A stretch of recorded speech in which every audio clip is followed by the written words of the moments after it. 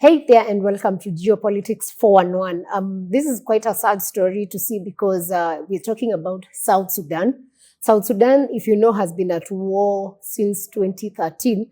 We're now in 2025. They had a peace deal in 2018, but they did not manage to, live to that deal. So as of now, Riek Machar, who was the first vice president, his party which he leads, which is the SPLM, has decided to pull out of the peace process that was agreed in 2018. So Sudan's SPLM, which is Sudan's People Liberation Movement, has withdrawn from the ongoing peace process. This peace process is what I said began in 2018. So, and this, they are citing frustrations and the slow pace of implementation of a 2018 peace deal. So the party, which is of course led by Riek Machar, accused President Salva Kiir, who's now South Sudan's president. So they accused his government of lacking political will to fully enact the 2018 agreement on the resolution of the conflict in South Sudan, which they signed in 2018 with a goal of ending the civil wars that has been happening. So in their statement, it read that SPLM wishes to inform the people of South Sudan and international community that it has decided to suspend its participation in the peace process due to the lack of progress and the continued violation of the agreement by the government. So South Sudan gained its independence in 2011.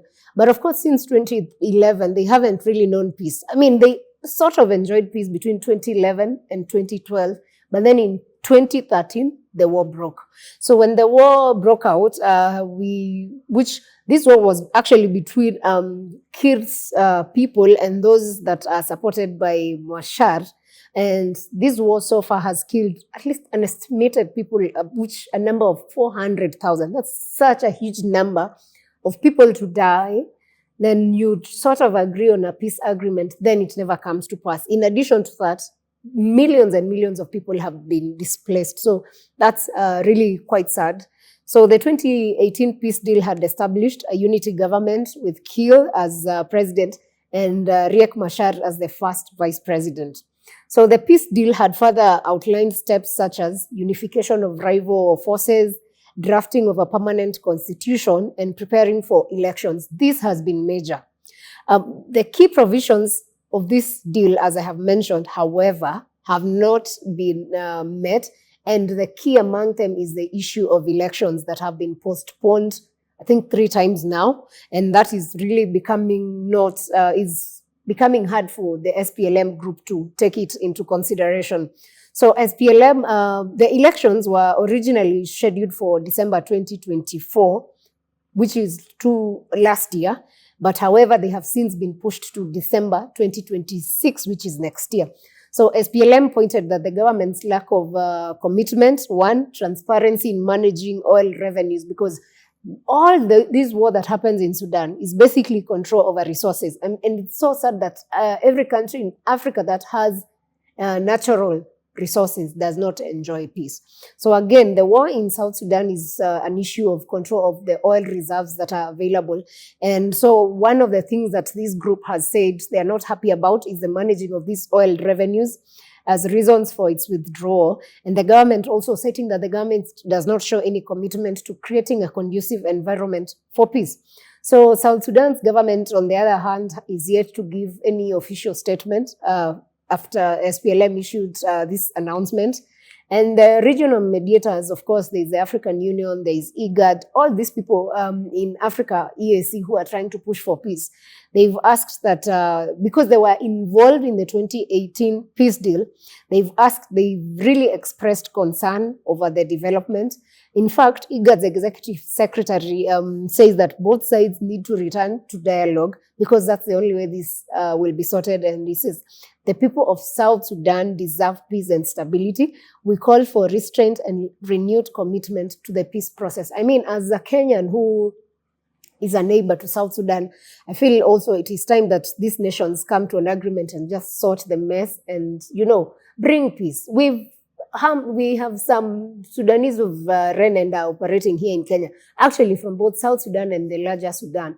And this is because of the war. So really hoping that SPLM will reconsider, and also probably Salva Kiir's side needs to sit down and look at it strategically and sort this mess, because you can't open now decide, because basically this is a call for war. This is basically they're beating drums of war, because if they don't find a common ground, then these forces will keep fighting each other, and in the long run, it's the Sudanese people who lose.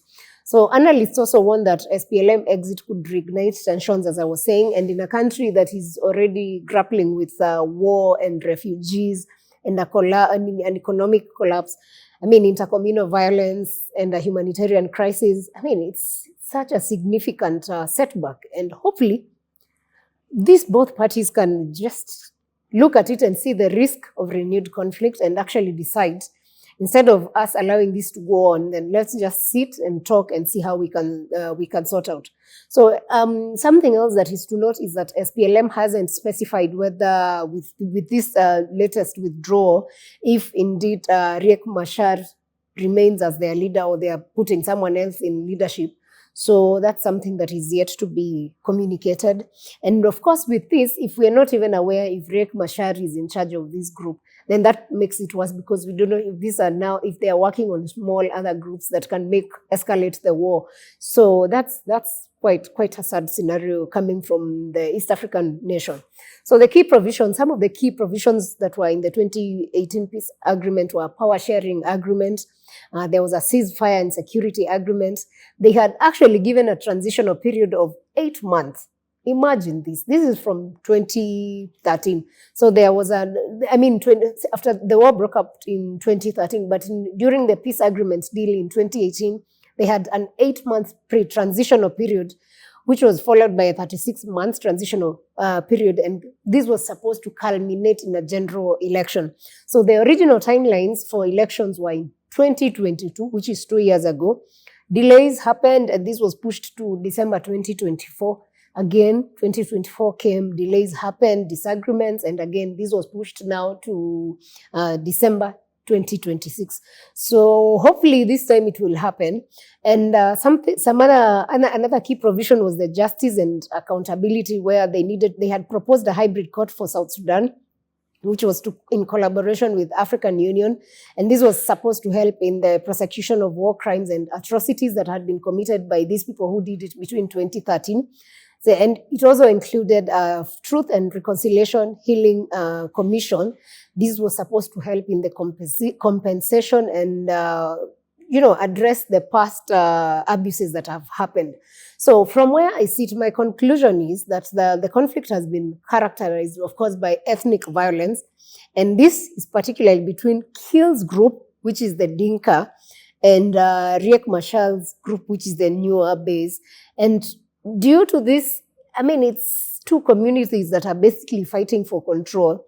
This has resulted in, it's a significant humanitarian crisis, and also famine, because when you have war, you can't even do planting.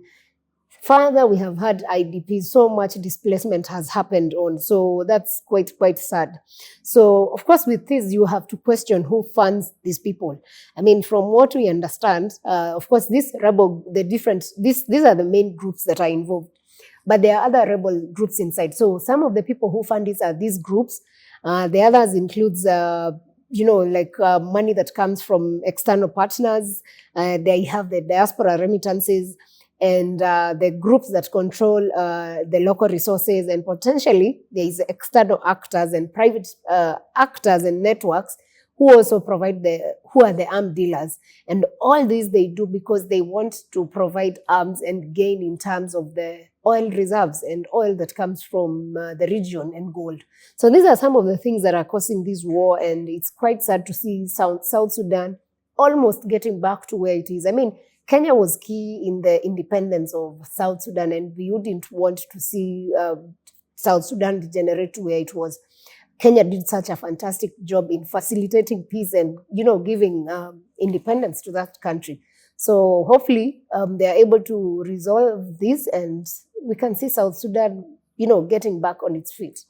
So that's the story of South Sudan. If you have a comment or something that I have left out that you can let us know in the comment section, don't hesitate to share with us. See you on the next episode. The world is fast-paced and sometimes you miss the action. What perspectives do you have? What is the truth? Is the world at war? Join me, Sarah Mwangi, as we make sense of the information overload.